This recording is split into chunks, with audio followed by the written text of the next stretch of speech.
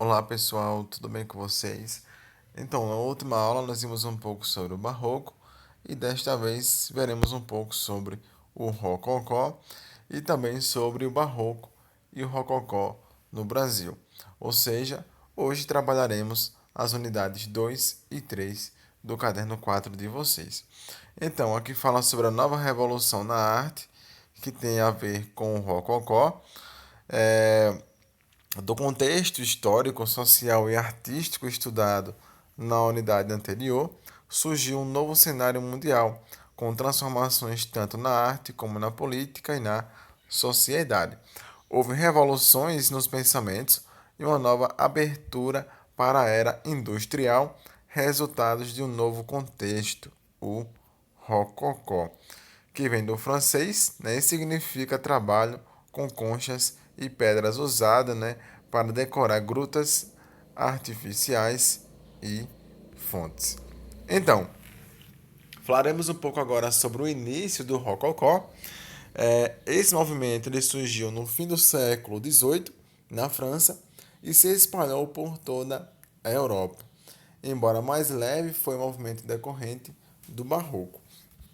Os artistas desse período romperam com o cenário de conflitos religiosos do século anterior e com os temas clássicos, né, a fim de criar cenas leves e prazerosas.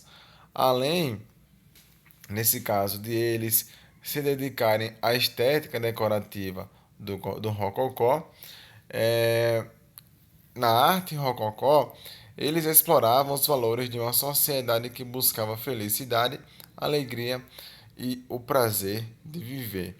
Esses, né, eram os temas mais comuns que aludiam à própria vida cortesã.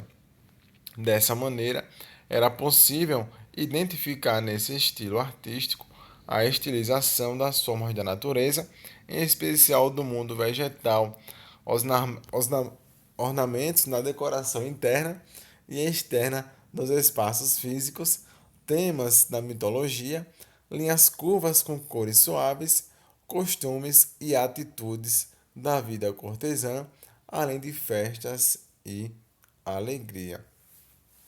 Então, podem ser observadas as características do rococó, como o uso de linhas curvas, delicadas e fluidas e cores suaves, por exemplo, na escultura, na pintura, na arquitetura, nos mobiliários da época e na ourivesaria, que era um trabalho com joias e metais preciosos. É, Aqui fala um pouquinho sobre o rococó na arquitetura. Então, esse estilo na arquitetura é definido pela decoração de interiores. Os interiores são enfeitados por elementos que formam delicados caracóis, né, e serpentinas com guirlandas e anjos, geralmente pintados de dourados. E esses elementos estiveram mais presentes na arquitetura alemã, na Áustria e dos países do leste europeu. As igrejas geralmente apresentavam duas torres e a fachada mais alinhada, e outras características da arquitetura rococó no exterior são construções com menores proporções, portas e janelas maiores e com arcos, o ferro trabalhado é, destacava, né, os detalhes, enquanto o interior era repleto de ornamentos dourados. Já nas demais edificações, destacavam-se os tacos de madeira no chão, enormes janelas que pareciam portas, além de espelhos e lustres. As paredes, elas uniam as tonalidades claras com o dourado e em uma decoração intensa e marcante, além do uso de materiais que imitam o mármore, como vocês podem verificar aqui nessas representações, né, do Palacete, conhecido como Hotel de Soubise, na França, e também podemos dizer que esse hotel ele acolhe, né, o Museu de História da França, no qual podemos observar as imagens a seguir. Aqui fala um pouquinho sobre decoração imobiliário do estilo rococó. Então, o estilo do rococó, ele ficou intimamente ligado à ornamentação e às artes decorativas dos interiores das edificações. Nesse contexto, encontramos entre tantos elementos as mobílias, a porcelana, as tapeçarias, a cerâmica e o biscuit, né, entre outros. As paredes dessas edificações eram pintadas com cores claras, aliadas ao dourado, né, e prateado das molduras das telas e dos espelhos, bem como as tapeçarias aos afrescos e aos relevos que existiam durante a Idade Média. Desse modo, gente, elas revelam uma decoração bastante volumosa e, em certa medida, intensa, devido aí à presença do dourado e prateado das molduras. As divisões dos espaços eram feitas por móveis de diferentes funções, como cômodas, relógios, escrivanias, poltronas e cadeiras, e eventualmente também eram posicionados sobre os móveis pequenos objetos como bibelos em prata e ouro ou porcelana. Aqui já fala um pouquinho sobre a pintura no rococó. Nesse caso, podemos observar que na pintura do rococó, dois momentos bem distintos. Um deles é a pintura como retrato da vida cotidiana da elite europeia, e o outro é a inserção da pintura na decoração dos interiores, né, das igrejas e dos palácios. Ambas têm seu valor individual como obras de arte. Os pintores desse estilo, eles abandonaram o drama do barroco e trouxeram temas de festas, do amor e da vida alegre e sem preocupações. Dessa forma, a pintura rococó pode ser interpretada como superficial, pois ela faz ainda, né, referência a deuses e muitas das vezes a cupidos e querubins. E as graduações cromáticas, né, são exploradas no estilo rococó com a leveza dos movimentos do pincel. Lembrando que essas graduações cromáticas são as graduações que envolvem as cores e suas tonalidades nas pinturas. Aqui fala um pouquinho sobre a escultura rococó. Então, as esculturas desse movimento eram representações alegres e caracterizadas por grande leveza, do mesmo modo que as demais obras desse período, que eram feitas para decorar os palácios e combinar com a vida aristocrática, né? A vida das pessoas mais ricas. Então, as esculturas eram exaltadas de modo individual, com linhas curvas mais delicadas do que no barroco e com leveza de gestos e posições. E, em sua grande maioria, decoravam o interior das igrejas, palácios e outras edificações. Então vocês vão perceber que tanto a escultura quanto a arquitetura e a pintura desse estilo artístico estavam muito voltada aí em decorar o interior das igrejas e de grandes palácios. Os materiais mais utilizados foram o gesso e o bronze, e o tamanho, né, era reduzido a pequenas esculturas próprias para decoração e sem função utilitária. E elas apresentavam, né, cenas mitológicas e alegóricas e consistiam em bibelos, que eram pequenas decorações, e estatuetas em ouro, prata, porcelana, estuque, gesso e cerâmica.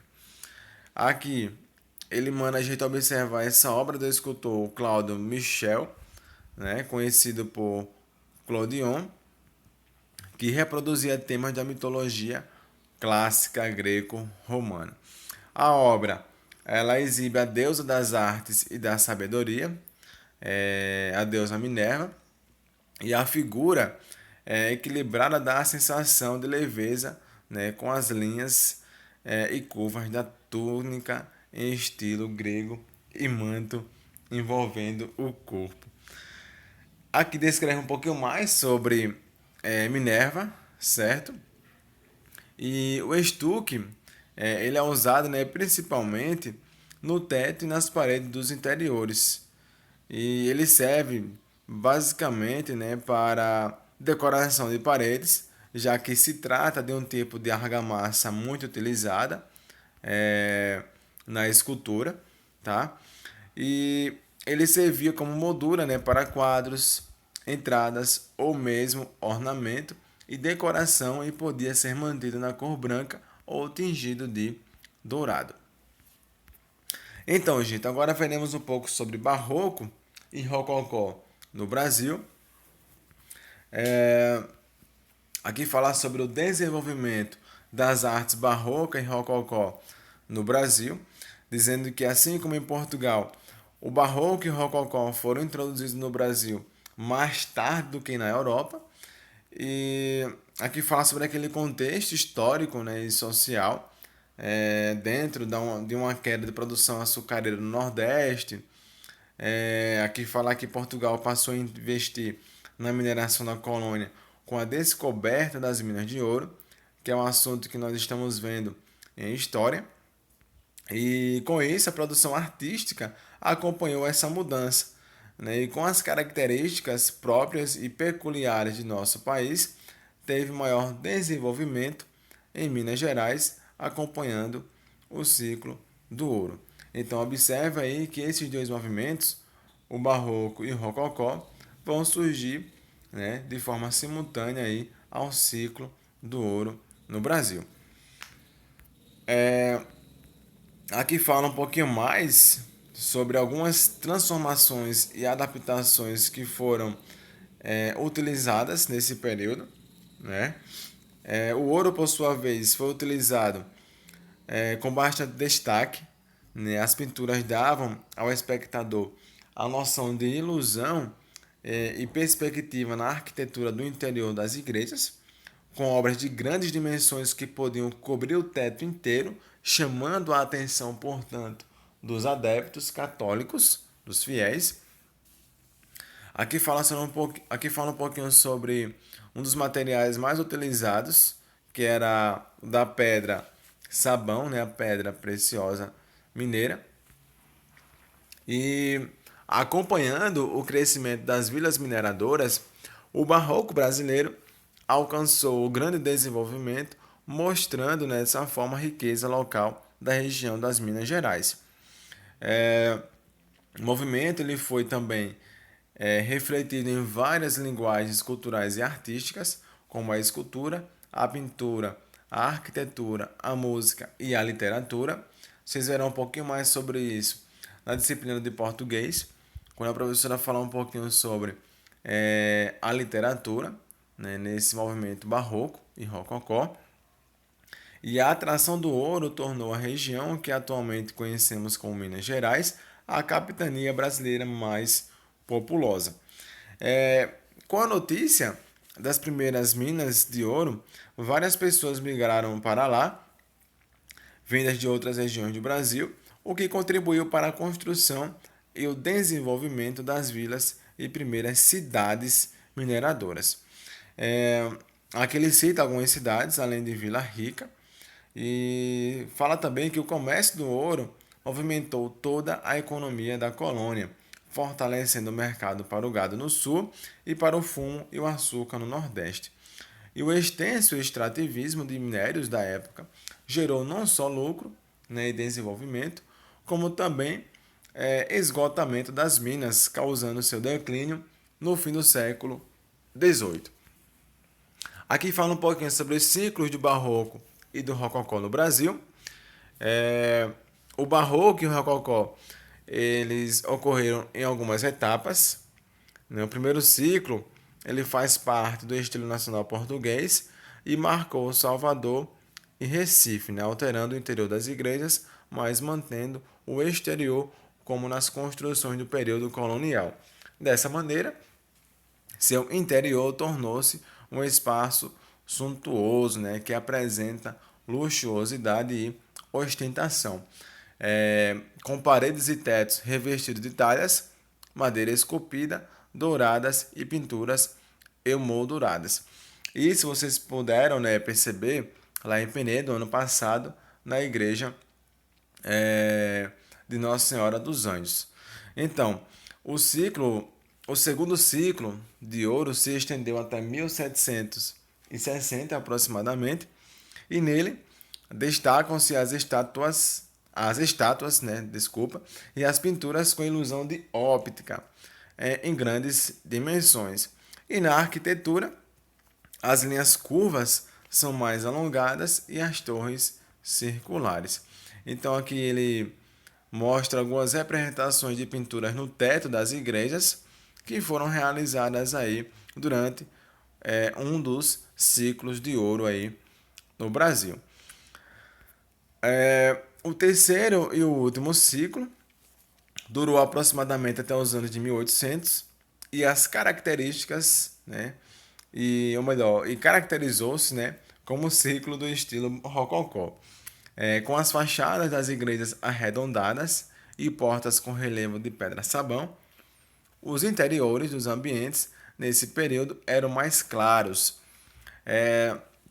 A ornamentação é destacada pelos efeitos da luz, que era inserida sobre os espaços e pinturas, contribuindo para o efeito do claro e escuro. Aqui mostra um pouquinho da fachada de algumas igrejas, como a de São Francisco de Assis, em Minas Gerais, que foi idealizada por Antônio Francisco Lisboa, o Aleijadinho, um dos maiores, né, pintores e arquitetos aí desse período. A igreja, por conta de sua importância histórica e artística, ela foi tombada pelo Instituto do Patrimônio Histórico e Artístico Nacional, que é o IFAM. Aqui fala um pouquinho sobre as esculturas, né, já para finalizar, praticamente. No Brasil, a escultura barroca e rococó adquiriram várias técnicas, né, estilos e materiais que caracterizaram e eternizaram mundialmente esse período brasileiro. A produção ela ainda era voltada, em sua grande maioria, à arte sacra, né, voltada à religiosidade e à criação de pequenas esculturas de santos. Porém, gente, ela também incluía pessoas, né, como jesuítas e indígenas. Dessa forma, as imagens das pessoas e dos santos não retratavam apenas rostos e cabeças de fisionomia branca, como anteriormente, mas tipos genuinamente brasileiros, incluindo mestiços, negros e indígenas, né, reflexo da formação da cultura nacional. Antônio Francisco Lisboa, o Aleijadinho, ele esculpiu a obra Os Doze Profetas, né, um conjunto de 12 esculturas em pedra-sabão, aproximadamente entre 94 e 1804, e nelas é possível observar as características mestiças do período nos olhos amendoados, né, no formato dos rostos e do corpo. E entre os séculos XVIII e XIX, a escultura e a pintura tiveram seu destaque com alguns representantes, entre eles como Antônio Francisco Lisboa, que é o Aleijadinho, no qual já falei anteriormente, Manuel da Costa Ataide, Mestre Valentim e José Joaquim da Rocha. Certo? Então aqui fala um pouquinho mais sobre Aleijadinho, o mestre do barroco, como já falei anteriormente, um dos principais nomes do barroco brasileiro desse período. E é isso, pessoal. Então, a gente encerra essas duas, né, as unidades 2 e 3. E bons estudos e até a próxima. Tchau.